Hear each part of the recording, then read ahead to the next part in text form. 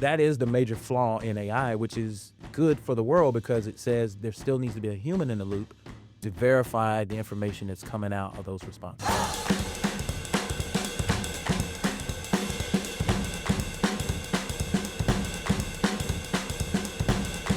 Welcome to Tired Parents Club, a safe place to share, laugh, vent, talk about the ups and downs of raising the littlest versions of ourselves. Mhm. We are your hosts, Kevin Pinto. We have Sierra Langford. Hello, hello. Sierra, what are we talking about today? All right, you may have heard about a little thing called AI. And today we are talking about students and graduating seniors entering the ever changing workforce, right? And how there's a lot of industries out there right now that are increasingly using AI and relying on AI and maybe even replacing jobs with AI, right? So today we've got Joe Little. He's the Associate Dean of Technology with Central Piedmont Community College, also known as CPCC. Thank you so much, Joe, for joining us. Hello, everyone. Thank And you. and with your background and everything, please tell us just like a little bit about yourself.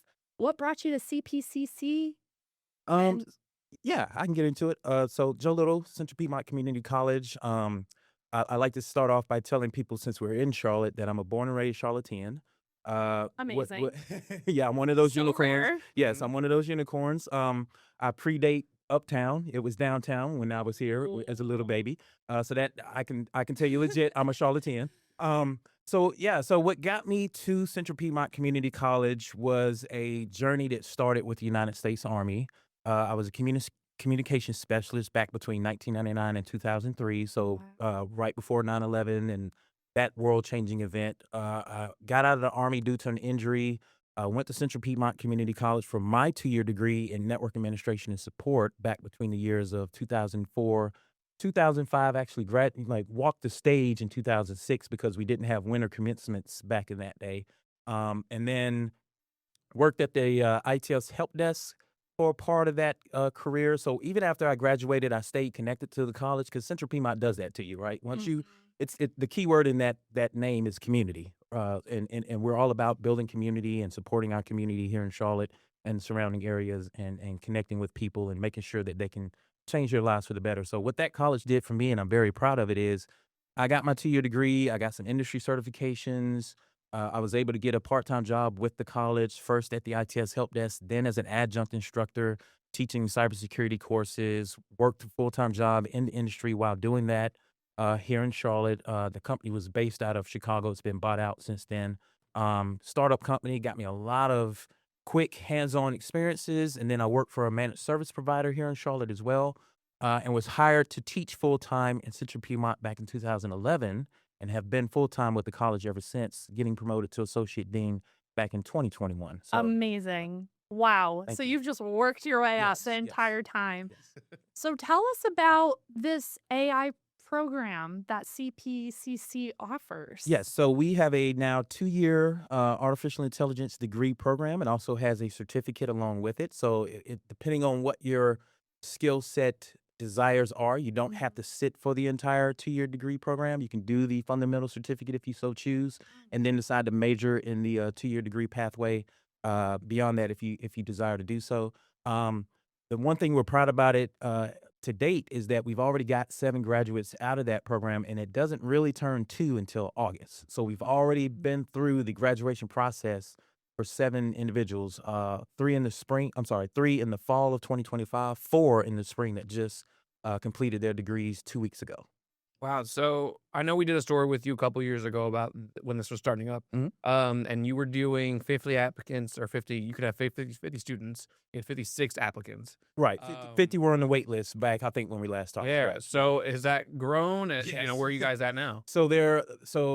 To use official numbers, the state dashboard has us at 95 unduplicated students, meaning that is their sole major or their primary major. But if you look at double majors, meaning people that are in computer science pathways, people that are in our traditional AAS degrees for information technology, as well as simulation and game development, there are over 200 students declared for the AI degree at Central Piedmont currently. How have you seen it like progress, I guess, in those 2 years? Just overall. Right. So we've seen the breakdown in the degree where folks are focusing on things like chatbot programming skills, machine learning, deep learning, computer vision. Computer vision is important when you think about things like physical AI. So these are things like robotics. And when we say robotics, what we mean are think robo taxis. Like you've seen the Waymo taxis starting to show up here in Charlotte, Yes, yes. the Tesla cabs. That's why computer vision is becoming more important. Like we're looking into cameras here in the studio. So think about a bot that could react to what it's seeing and maybe Yep. track my head if I were starting to move, so that at no time am I out of focus or out of view in the camera. So that this is what we're teaching our students as part of that degree program. That's fascinating. Are there different kinds of courses that tend to be more popular than others within the program, or is it all, is it like a 101, 102 type of situation It, where you it, work your way up? yeah, it depends. That answer varies because it depends on what skills those learners are trying to seek. Mm. So, some of them only want the chatbots or generative AI, as we call it nowadays, right? And what we have to be careful in when we advertise the program is make sure people know this is mostly a programming degree, but it's focused on programming AI skills. So large language models, neural networks, things of that nature. So we need to make sure that people don't think, well, I'm coming to be an advanced ChatGPT user, or I'm coming to be an advanced Gemini user, or something like that.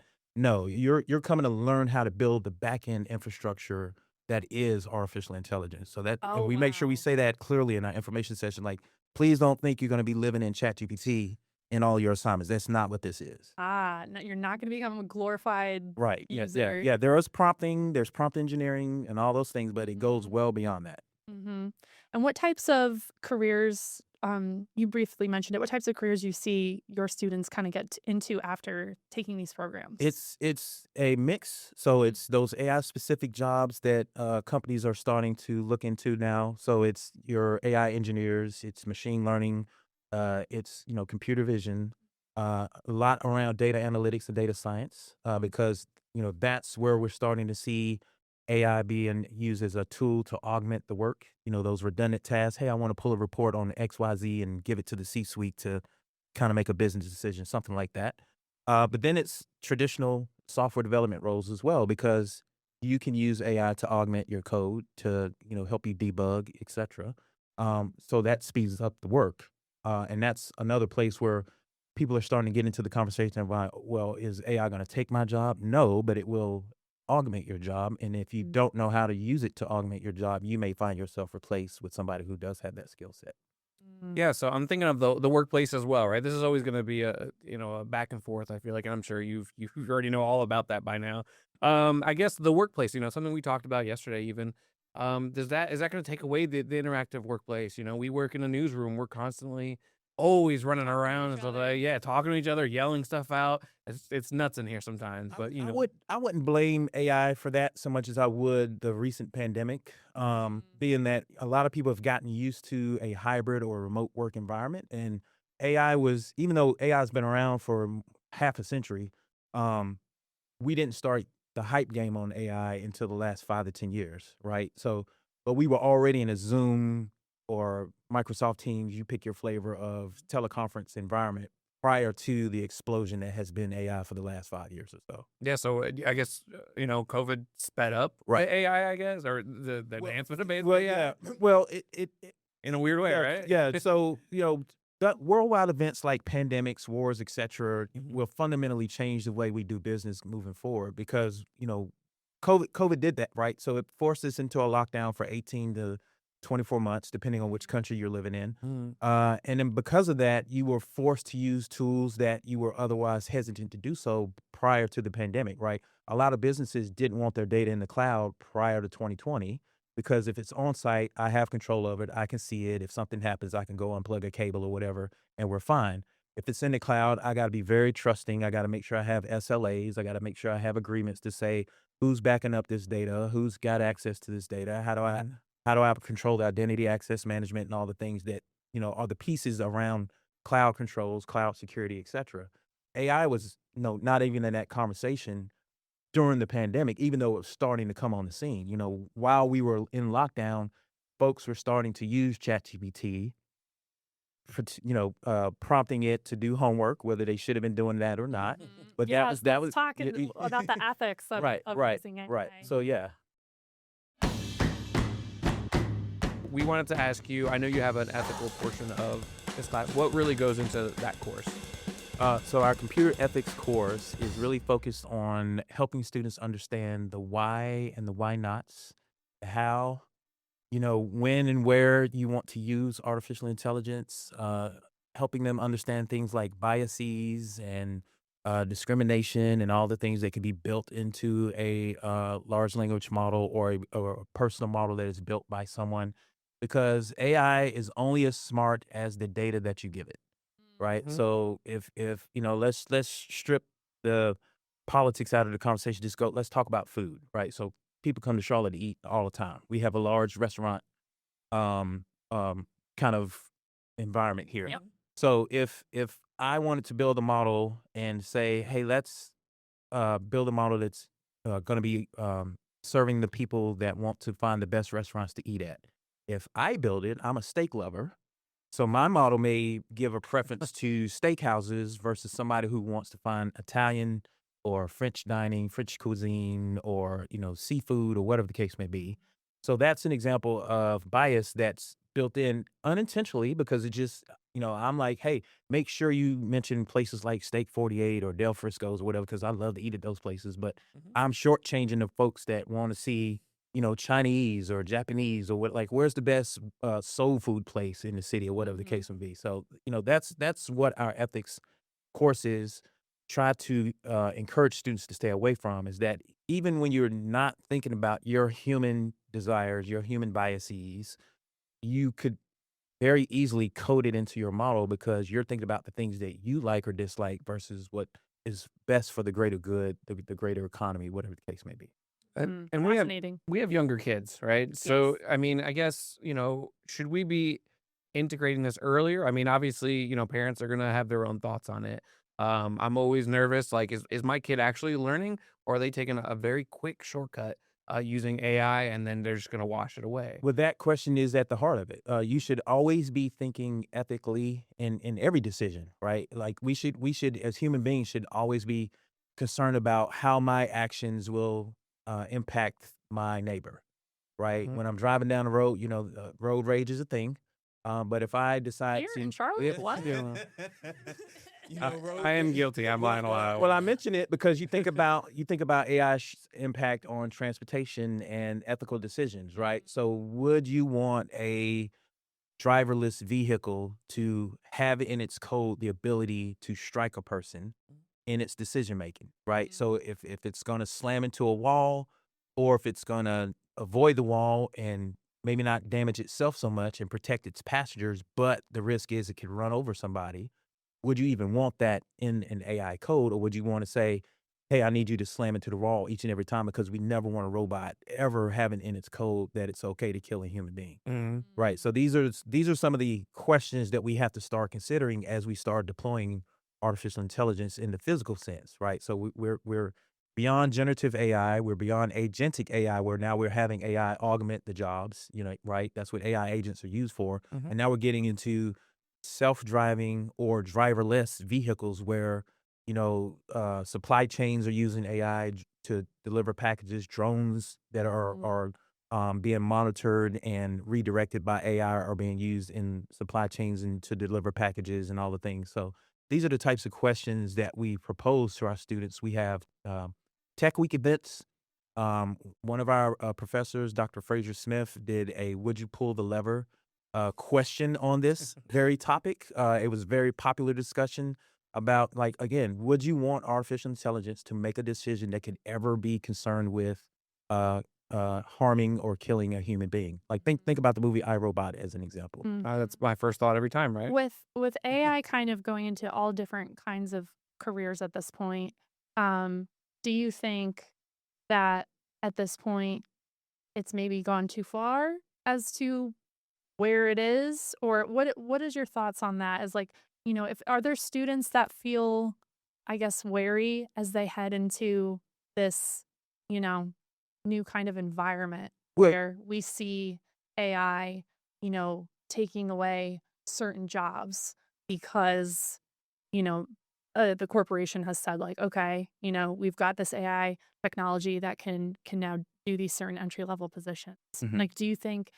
What are your thoughts on that? I guess. Well, can do doesn't necessarily mean should do. AI can do a lot of things, but again, back to the ethical question, Mm. should we allow it to do certain things? Um, I can't speak for any company. I can speak to the fact that technology in the world always seems to outpace regulation and governance. Mm. So you always have a tool before you know what the law is around the use of that tool. And you can speak to almost any piece of technology developed in the last 100 years, and that statement would hold true. So here we are again with artificial intelligence. Oh, by the way, quantum computing is right around the corner.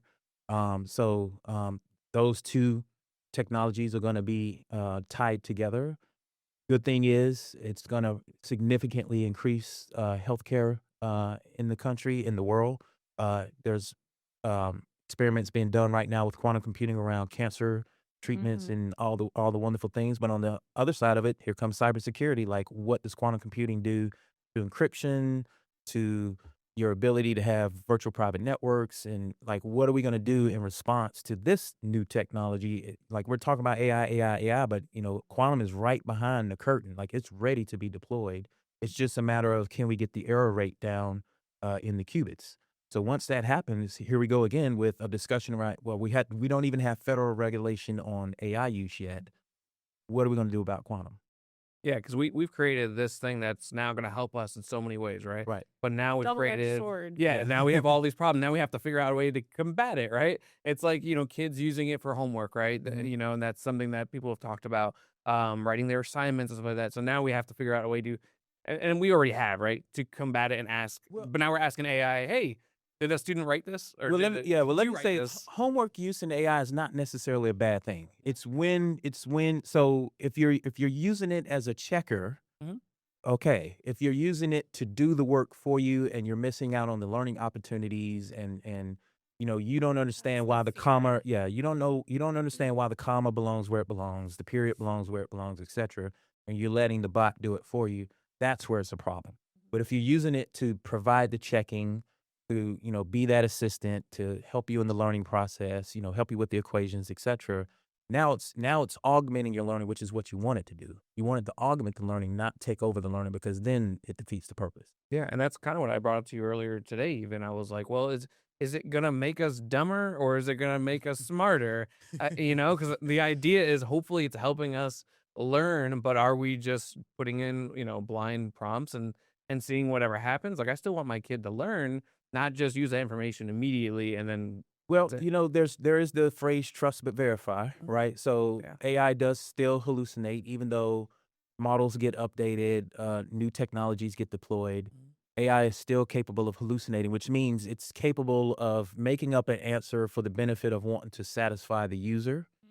Like, I'm going to give you something because I don't want to say I don't know. Mhm. Even though when you're in a job interview, I don't know is a perfectly good answer, because we'd rather you admit to not knowing that skill or not having that skill than lying to me, and then I give you something to do and then you can't get the job done. So Mhm. that is the major flaw in AI, which is good for the world because it says there still needs to be a human in the loop to verify the information that's coming out of those responses.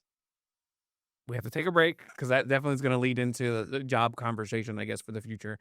So we'll be right back. We are living in a time of profound change. That's an understatement, right? Profound change. Change is exciting, very exciting, and let's face it, change can be daunting. The rise of artificial intelligence is the next industrial revolution. Oh, whoa. What happened? Okay, I struck a chord. You all have AI. You all have AI, actual intelligence.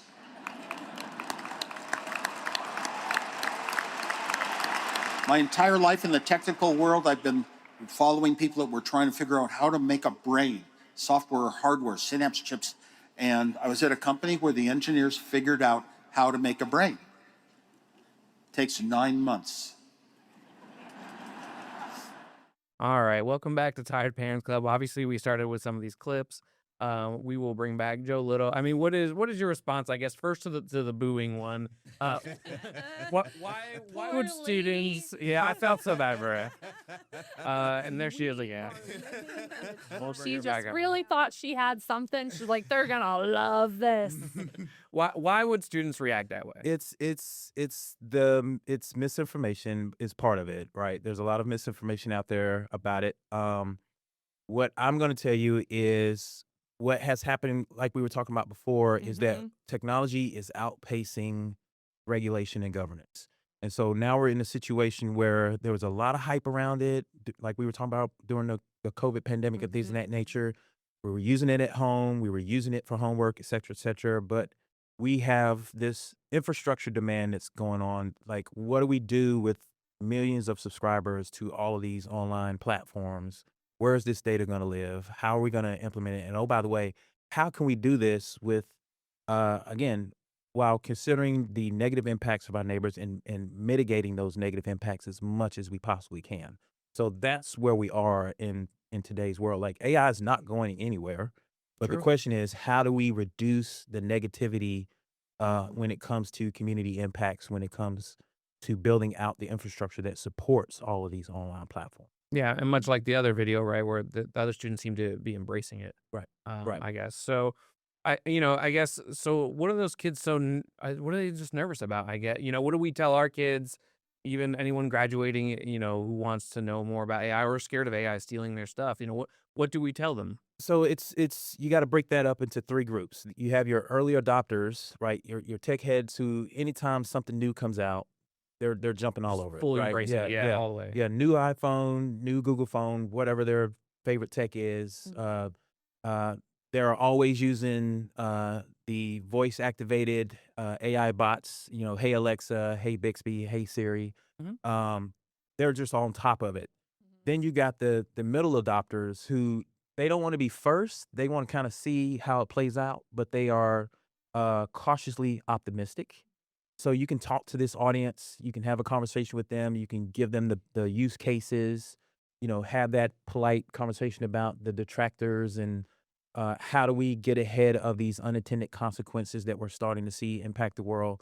And then you got the naysayers who just no matter what, all tech is bad, right? So um, those folks, you try to bring them to the table in a polite way, but there's always going to be somebody in the room that just no matter what, something's always bad, and that's all they have to say about it.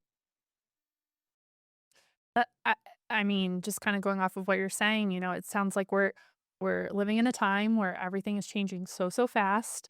We're trying to play catch up, Mm. and we're trying to also navigate a new world with AI, and I think there is that very real fear.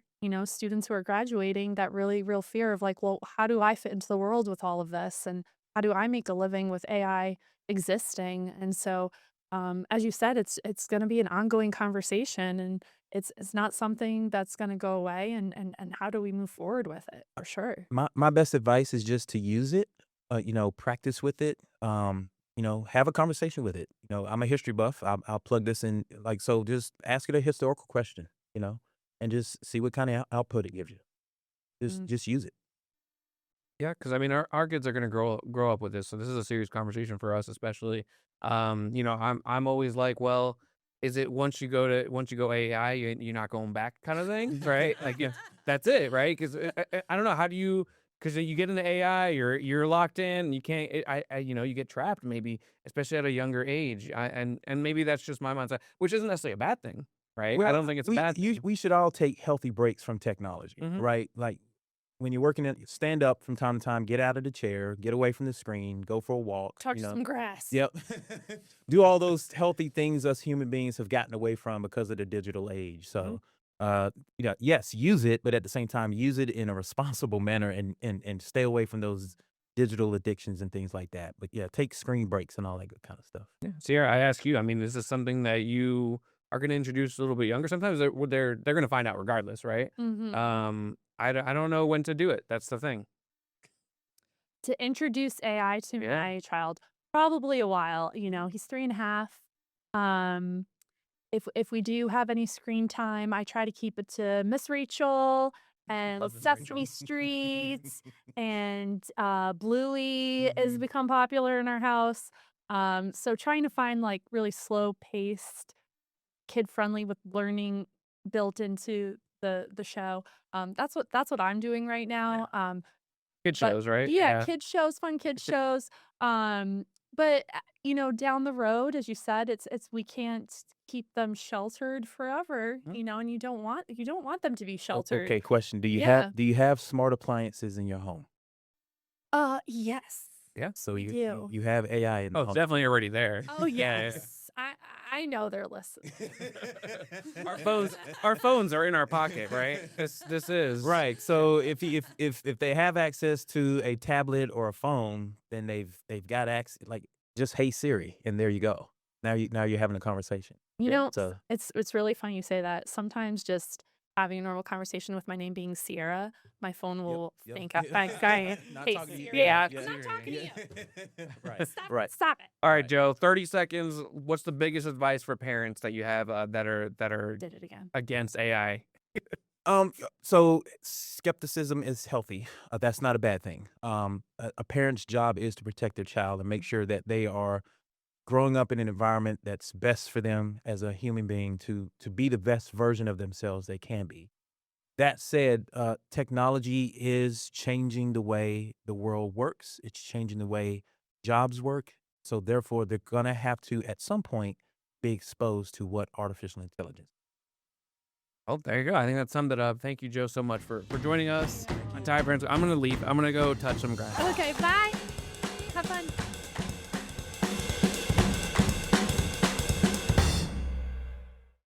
Queen City News Plus. Just search Queen City News on your smart TV's app store.